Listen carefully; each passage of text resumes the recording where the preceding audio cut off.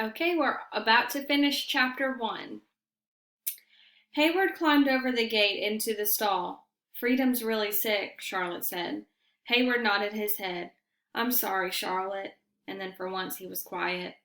They lay back in the hay with their arms tucked behind their heads and stared at the light that silvered through the rafters. Someday, Hay, we're going to leave this place. You and me and Freedom. I'm going to have a fine ranch and a home. I'll have fowls every spring, and you can come work for me and train them to be fine riding horses. Remember, that's what a baby horse is called, fowls. Yeah, said Hayward, and we'll hire a cook, a real good one, and we'll put a sign out front that says private property so no one as mean as William can ever set foot. Tell again how we're going to get the ranch, Charlotte.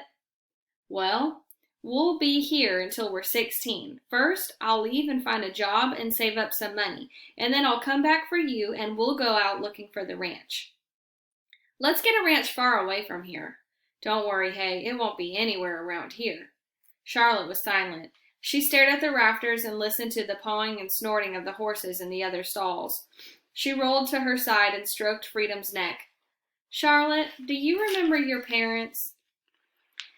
Hayward liked to tell about his parents. They had died when he was 7, so he still remembered them.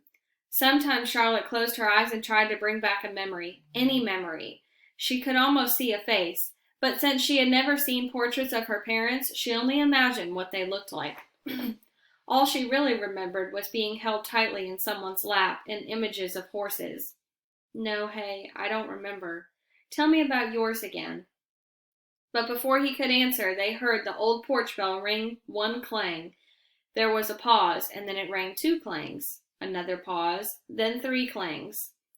Charlotte and Hayward sat up and stared at each other. That was the signal for all the boys to line up in front of the steps.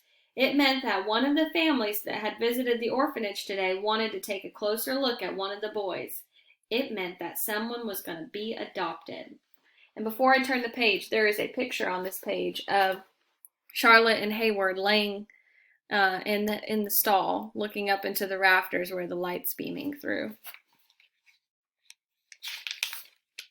Oh, and that's the end of chapter 1. So we are on chapter 2 now, guys, and I will see you tomorrow as we tune in for chapters 2 and 3.